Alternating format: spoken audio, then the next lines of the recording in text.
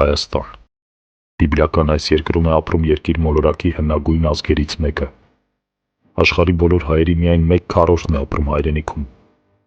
Տարերի ընթացքում նվաճողները բռնի կերպով վերաբնակեցնում էին այս ժողովրդին, որպեսզի օգտագործեն նրա ստեղծարար եւ հոգեվոր ներուժը իրենց երկրները զարգացնելու համար։ 19-րդ դարի վերջում եւ 20-րդի սկզբին Օսմանյան կայսրության իրականացրած ցեղասպանության հետևանքով ընդհանուր առմամբ ոչնչացվեց ավելի քան 2 միլիոն հայ։ Միայն 1915-ին կոտորվեց 1.5 միլիոն մարդ։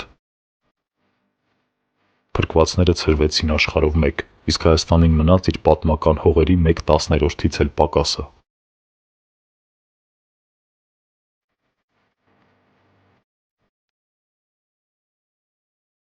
Հայեր կան ամենուր։ Այս արտահայտությունը հիշում են հայկական համայնքներ ունեցող երկրների մասին խոսելիս։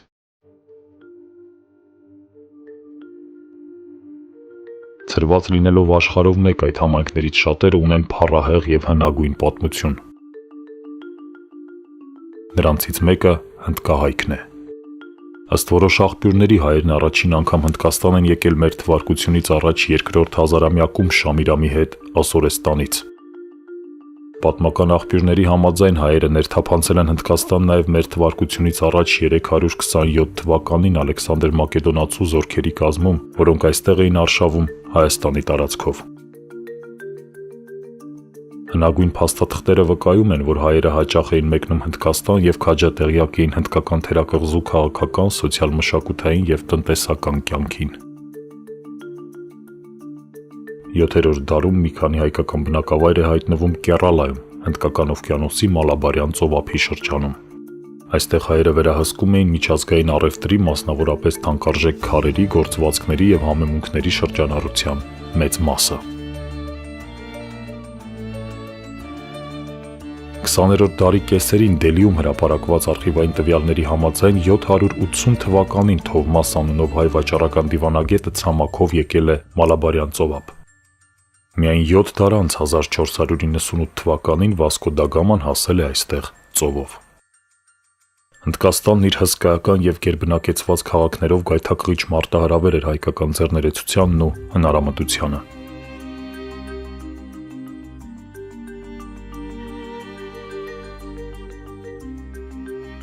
Հենց Հնդկաստանում Մադրաս քաղաքում 1794-96 թվականներին լույս տեսավ հայկական առաջին պարբերականը՝ ազդարարը։ Մինչ այդ 1773 թվականին այստեղ Մադրասի հայկական խմբակի հիմնադիրները տպագրեցին ապագա հայկական պետության առաջին սահմանադրությունը, որոգայթ փառած վերնագրով։ Հնդկաստանի հայերը իրավամբ կարող են հպարտանալ իրենց փառավոր անցյալով, բայց նրանց ներկան այդքան էլ վառ չէ։ Այսօր Հնդկաստանում մնացել է մոտ 300 հայ, ովքեր հիմնականում բնակվում են Կալկաթայում, ուր մինչ այժմ առաքելական եկեղեցուն կից գործում է հայկական ճեմարան։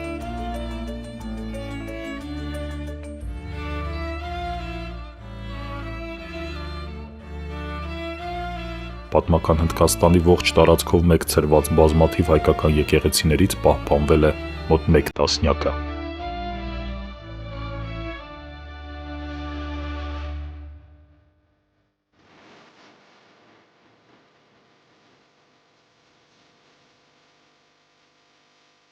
«1976 թվական Հնդկաստանի վարչապետ Ինդիրա Գանդին ԽՍՀՄ կատարած իր հերթական այցի ժամանակ ցանկություն է հայտնում այցելել Երևան, հարգանքի տուրք մատուցելով հայ ժողովրդին եւ այդ քայլով վերահաստատելով այն կարեւոր դերը, որ ունեցել են հայերը Հնդկաստանի պատմության մեջ։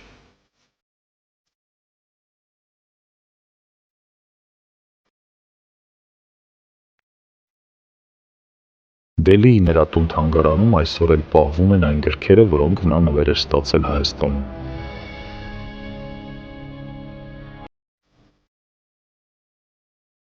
16-րդ դարում ողջ հնդկական թերակղզին գրավում են հյուսիսային զավթիչները, մահմեդական մոգոլները, հզոր մոնղոլների հետնորդները։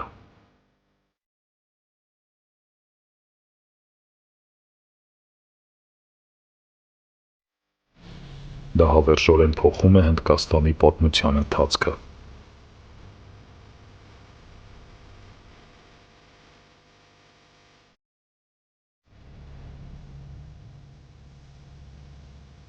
Բարմեծ կայսրը հայերին առաջարկում է հիմնավորվել Ագրա քաղաքում։ Կայսերական հրամանով հայ վաճառականները ազատվում են հարկերից։ Նրանք նաև կարող էին ազատ տեղաշարժվել Մեծ Մոգոլների կայսրության տարածքով այն դեպքում, երբ մյուս քրիստոնյա ժողովուրդների մուտքն այստեղ խիստ սահմանափակ էր։ Հայերը ներգրավված էին նաև քաղաքականության և դատական համակարգի մեջ։ Սակայն եզակի մի հայուհու մասին առասպելն է, որ հավերժորեն պահպանվում է այստեղ։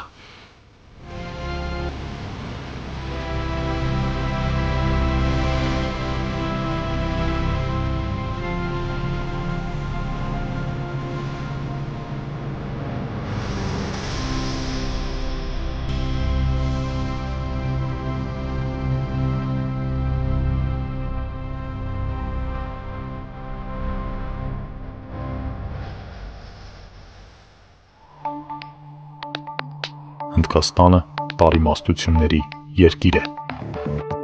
Եթե ցանկանում եք տեսնել ոչ միայն գույների և արևի մոլեգնություն, այլև ընդհանրապես ուրիշ աշխարհ, պետք է այցելել Հնդկաստան։ Սովորույթները, ապրելակերպը, կյանքի հանդեպ վերաբերմունքը, արժեքներն ու մշակույթը այստեղ ամենն այլ է։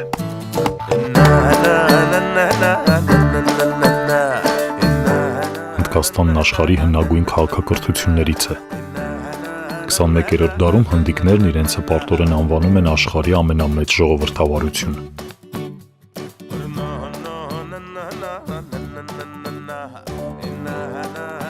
Այս երկիրն այսօր խոշոր տնտեսական և սոցիալական վերափոխումներ է ապրում։ Բոլոր ոլորտների արդիականացումը Հնդկաստանը վերածում է գերտերության, միևնույն ժամանակ երկիրը պահպանում է ավանդական արժեքների վրա հենվող իր ինքնատիպությունը։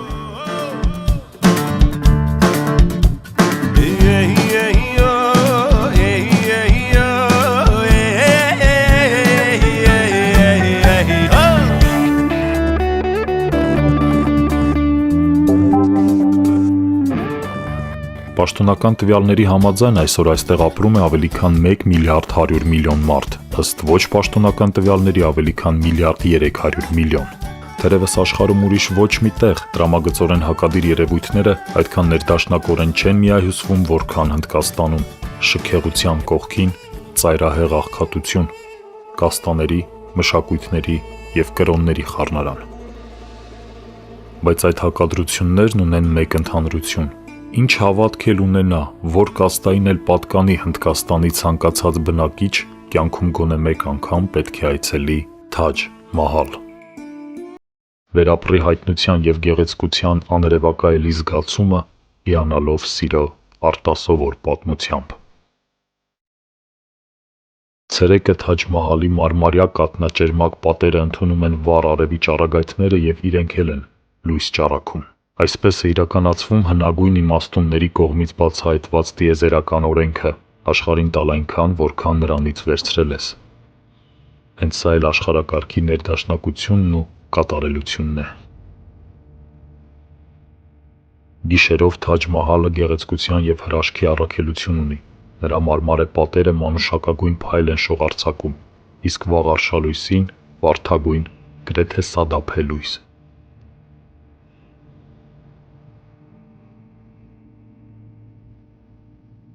Արտացոլվելով գետի խաղաղ ջրերում, խորհրդավոր շողալով վաղորդյան մշուշում Թաջ Մահալն ասես սավառնում է երկրի վրայով, վեր խոյանալով երկինք դեպի այն երկուսը, ում շնորհիվ ստեղծվել է։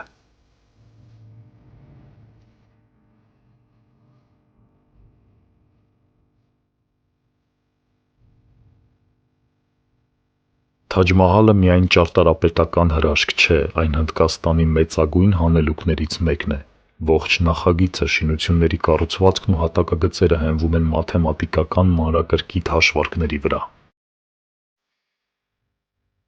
Տասնյակ գիտնականներ պետք է հիմնավորեին շինարարական աշխատանքների յուրաքանչյուր քայլը։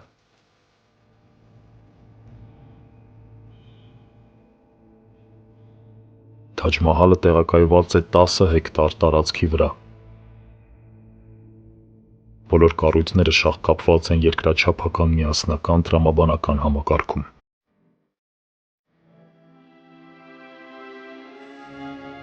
18-րդ դարում Թաջ Մահալ այցելած վենետիկյան ճարտարապետները գրել են, որ ինքը Արքիմեդն անգամ չէր կարող համալիրի նախագծման ավելի ճիշտ լուծում գտնել։ 1815 թվականին այն ուսումնասիրած անգլիացի գիտնականները եզրակացրին, որ բոլոր հաշվարկները կատարյալ են։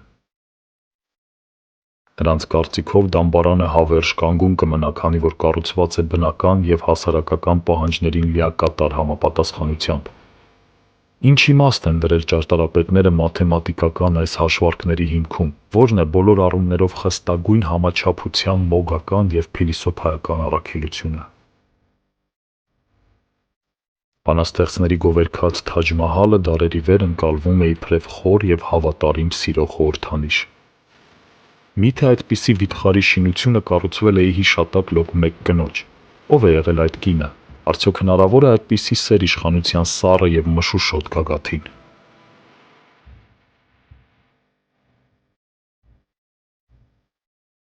Լենգթեմուրի հետնորդ և Աքբար Կայսեր Թոր արքայազն Քուրամը ստացել էր հիանալի կրթություն, լրջորեն հրապուրվում էր ճարտարապետությամբ և շինարարությամբ։ Ինչպես վայել է կայսերական ընտանիքի եռանդուն և պատվախնդիր տղամարդում, նա մանկուց ձգտում էր բացարձակ իշխանության։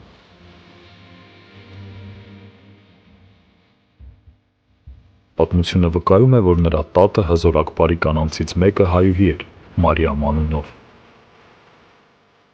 Այսօր նրա դամբարանը Ագրա քաղաքի տեսարժան վայրերից մեկն է։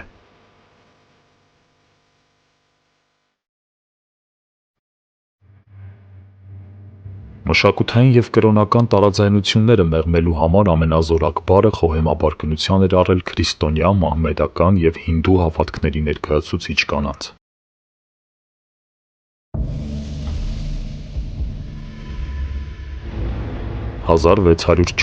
թ. Հարձակվելով Հայաստանի վրա, Իրանի շահ Աբբասը տասնյակ հազարավոր հայերի ջուղաքաղաքից բռնի տեղահանում է Իրան։ Այստեղ նրանք հիմնում են նոր ջուղան, շարունակելով դարերի վեր կայացած առևտրային գործունեությունը Հարավ-Արևելյան Ասիայի, մասնավորապես Հնդկաստանի հետ, որտեղ և ոմանք որոշում են հաստատվել։ Ներկայիս հնդկահայ համայնքի ներկայացուցիչները այդ հայերի հետնորդներն են։ Նրանք ապրում են այստեղ ավելի քան 500 տարի։ 17-րդ դարասկզբին Ագրան Հնդկաստանի մայրաքաղաքն էր, ուստի պատահական չէ, որ հայերը հենց այստեղ էին հիմնավորվում։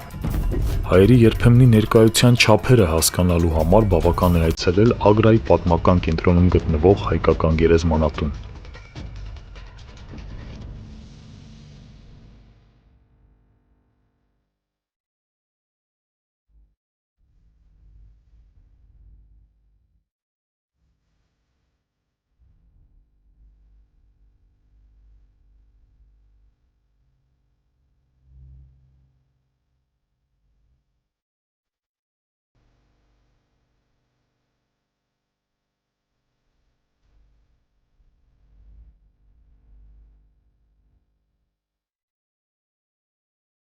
Այստեղ է պահպանվել նաև Հնդկաստանի տարածքում հայտնաբերված հայկական քրիստոնեական հնագույն հուշարձաններից մեկը՝ 1611 թվականի խաչքարը։ Ավելի վաղ՝ 1562 թվականին այստեղ կառուցվել է հայկական եկեղեցի, որն ավերվել է ժամանակի ընթացքում։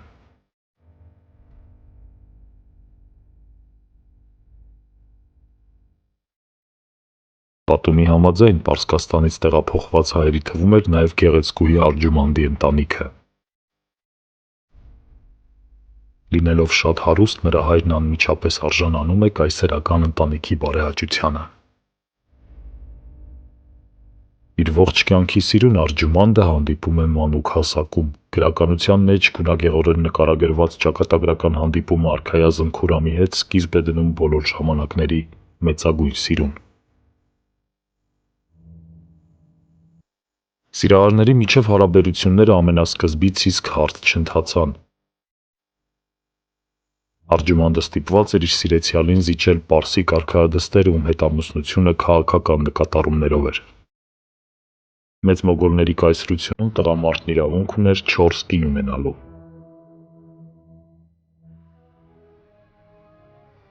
1612 թվականին վրա հասավ երկնքի երկար սպասված օրհնությունը։ Քուրամի և Արգջմանդի ամուսնությունը վերջապես իրականություն է դառնում։ Արարողության ժամանակ Քուրամի հայրը Շահ Ջահանգիրը ավանդույթի համաձայն հարսնացուին նոր անուն է տալիս՝ Մումթազ Մահալ, որը նշանակում է պալատի զարդ։ Պալատական բանաստեղծներն ու նկարիչները անմիջապես սկսում են գովերգել նրա գեղեցկությունը։ Մումթազի հարսանյաց գեստ, ինչպես նաև նրա գեղեցկության բանաստեղծական նկարագրությունները մինչ այժմ պահվում են Դելիի Կարմիր ամրոցում գտնվող Մումթազ Մահալի թանգարանում։ Ինչպես և էթնիկ հայուհիներից շատերը, նա չքնաղ էր, նուրբ արևելյան դիմագծեր, սև հոնքեր, նշաձև աչքեր, հայացքը սուր և թափանցող։ Մումթազը հրաշալի գիտեր իր ուզածը։ Խիստ կամային և նպատակասլաց, իրական մարտական ընկերուհի։ Հենց այսպիսիքին էր անհրաժեշտ արքայազնին գերագույն իշխանության ճանապարհին։ Երբ որդին ապստամբեց հոր դեմ, Մումթազը չբարանելով մինչև վերջ եղավ նրա կողքին։ Պարտված Քուրամին աքսորեցին և Մումթազը հետևեց նրան։ Դարձյալ վրա հասան խարդավանքների տարիներ, որոնց ընթացքում Մումթազը ծնում և թաղում էր իր երեխաներին։ 14-ից կենդանի մնաց 8-ը, 4 որդի և 4 դուստր։ Ուրախությունը փոխվում է տխրությամբ, պարտությունը հաջորդում է հույսին։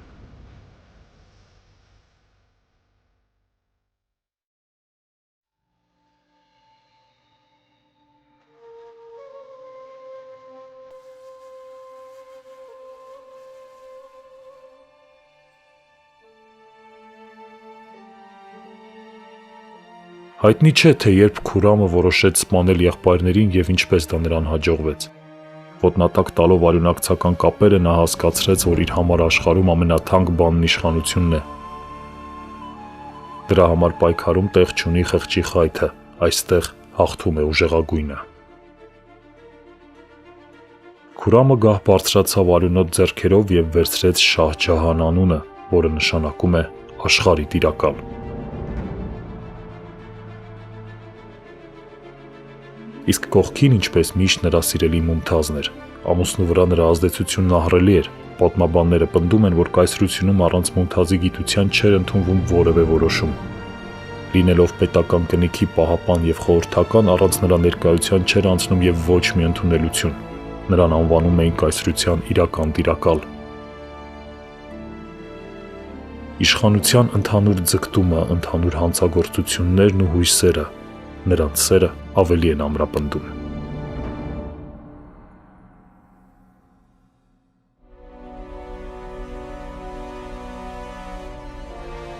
1629 թվական Շահ Ջահանը զորքով դուրս է գալիս Ագրայից և ուղևորվում դեպի Ապստամբ հարավ։ Ապստամբությունը ճնշվում է, սակայն հաղթանակի ուրախությունը փոխարինում է վիշտը։ Մինչ այսօր էլ հայտնի չէ, թե ինչու էր կայսրն իր ռազմական արշավների ժամանակ հետը տանում հղի կնոջը։ Պատմաբանները ենթադրում են, որ նա վախենում էր նրա կյանքի համար, չէ՞ որ Մումթազից բացի, ինչպես և վայելեր արևելյան իշխանավորին, նա ուներ ևս 3 կին և հարեմ։ 14-րդ ծննդաբերության ժամանակ Մումթազը ստանում է արյան վարակում։ Շահի սրտի կայսրուհին հանգում է մի քանի ժամվա ընթացքում։ Նա ընդամենը 36 տարեկան էր։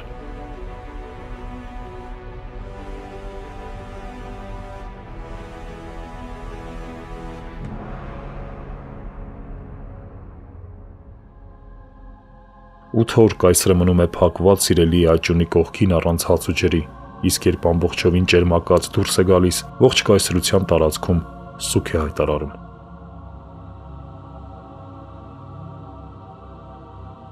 Ի հիշատակ իր կնոջ Շահ Ջահանը երդվում է կառուցել այնպիսի մի հանգստարան, որպիսին դեռ չի տեսել աշխարհը։ Նա հրամայում է Մումթազին ժամանակավորապես թաղել կառուցվող դամբարանի կողքին։ Այդ գերեզմանատեղը մինչև այսօր էլ պահպանվում է այստեղ։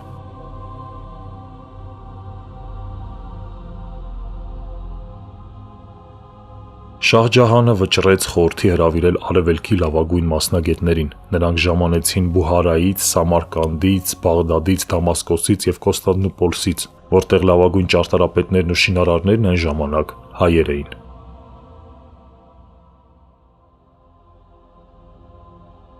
Հենց նրանք էին, որ Թաջ Մահալի պատերի մեջ խաչեր սքողեցին։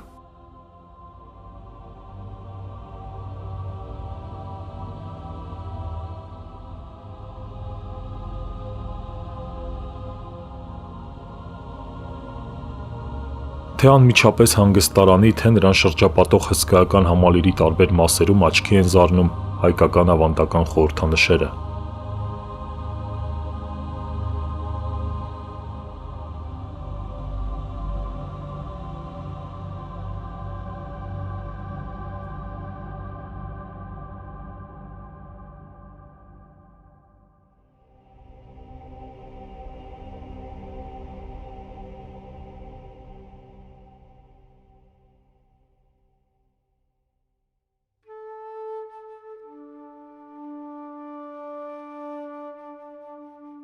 Հայ ճարտարապետները նախագծեցին նաև առանց սյուների եզակի հսկայական գմբեթը, դա հայ վարպետների յուրատեսակ նոու-հաուն էր, որը դարերով կատարելագործվել էր հայկական քրիստոնեական սրբավայրերում։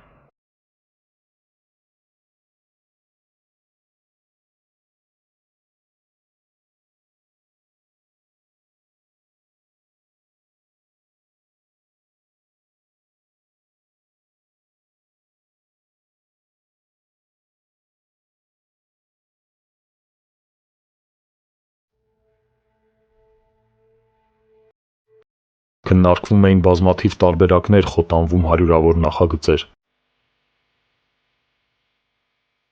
Կայսրն ուզում էր կառուցել այնպիսի հուշարձան, որն իր հավասարը չուներ աշխարհում և երբևիցե չէր էլ ունենալու։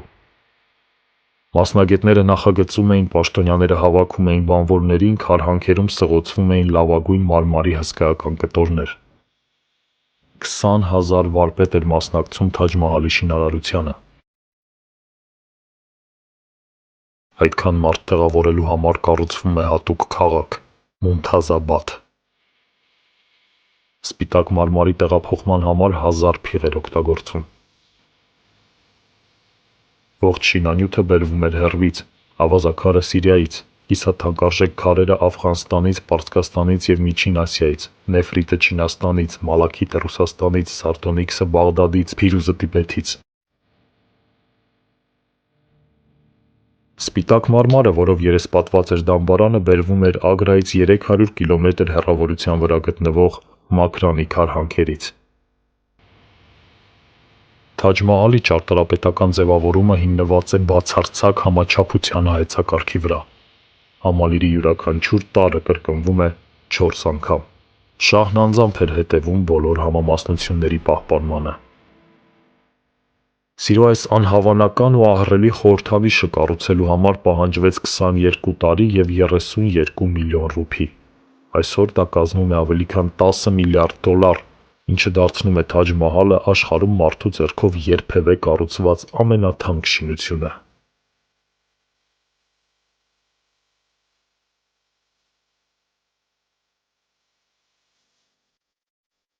Մրցելով երկնքի հետ Շահ Ջահանն ուզեց երկրի վրա կառուցել դրախտ, ուր կլիներ Ալլահի գահը։ Այդ պատճառով էլ մուտքի վերևում փորագրված է Ղուրանի այն սուրահը, որն ավարտվում է «Մտիր իմ դրախտը» խոսքերով։ Ամբողջ համալիրը նախագծված է համաձայն Ղուրանում նկարագրված այն վայրի, որտեղ Աստված է ապրում։ Դրա համար էլ դամբարանը ոչ թե կենտրոնում է, այլ դրախտային այգու վերջում։ Պարտեզն այնպես է նախագծված, ասես դեպի գահ տանող ճանապարհ լինի։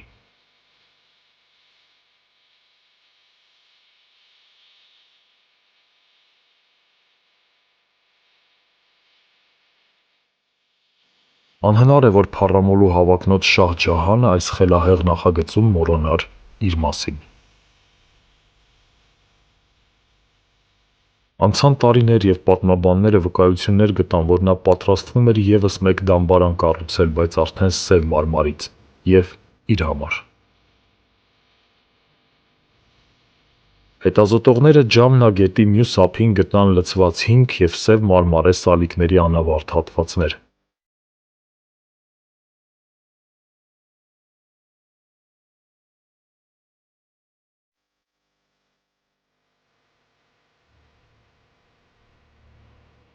Երկու դամբարանները միմյանց պետք է միանային սերը խորհրդանշող սև-սպիտակ կամրջով։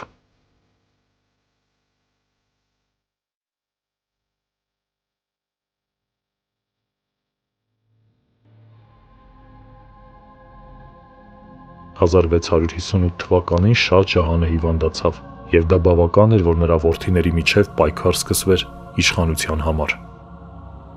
Իսլամն ու հինդուիզմը միավորել երազող Շահ Ջահանի ամենասիրելի որդուն սպանեց հարազատ եղբայրը Աուրանգզեբը։ Պատմությունը կրկնվում էր։ Մի ժամանակ Շահ Ջահանը գահը գրավելու համար սպանեց իր բոլոր եղբայրներին, հիմա նրա դեմ էր ապստամբել հարազատ որդին։ Աուրանգզեբը հորը բանտարկեց ամրոցում։ Դրա համար հիմք ծառայեց Շահ Ջահանի երկրորդ Թաջ Մահալը կառուցելու անսանձ ցանկությունը։ Կայսրը բարձի թողի էր արել պետական գործերը, ամայացրել գանձարանը եւ երկիրը տանում էր դեպի կործանում։ Ամեն ինչ կորցրած Շահ Ջահանը որդուն դիմեց մեկ խնդրանքով. նրա բանտախցի պատուհանից պետք է երևա Թաջ Մահալը։ 7 տարի Շահ Ջահանը ապրեց բանտարկության մեջ։ Նա օրերով նայում էր Թաջ Մահալին եւ ունկնդրում էր տարեգիրների պատմությունները իր զինվորական փառավոր սխրանքների ու սիրո մասին։ Այդ ամբողջ ժամանակ կայսեր կողքին էր կրտսեր դուստրը Ջահանարան, ում ծնվելիս մահացել էր Մունթազը։ Աղջիկը մեծացել էր Թաջ Մահալի կառուցմանը զուգընթաց եւ երբևէ չտեսած մոր նկատմամբ կարոտը վճռորոշ դեր խաղաց թեկուզ եւ անդրշիրիմյան աշխարհում ծնողներին միավորելու նրա ցանկությունում։ Շահ Ջահանը մահացավ 1666 թվականի հունվարի 23-ին։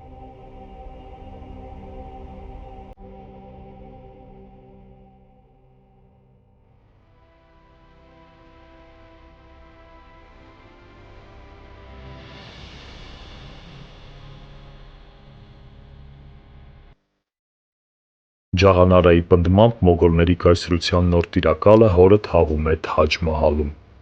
նրա սիրելի Մունթազի կողքին։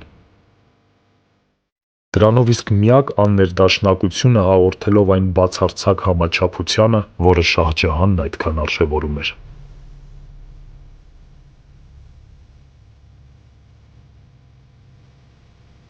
Այն ժամանակներից անցել են դարեր, սակայն հավակնոտ մոգոլ Շահ Ջահանի եւ Հնդկաստանի հայուհի Արջմանդի մասին պատմությունը չի դադարում հուզել սրտերը։ Հավատարմությամբ եւ նվիրումով լի նրանց հոգիների շնորհիվ ստեղծվել է ոչ միայն աշխարհի հրաշալիքներից մեկը, այլև մարդկության մեծագույն սիրո տաճարը։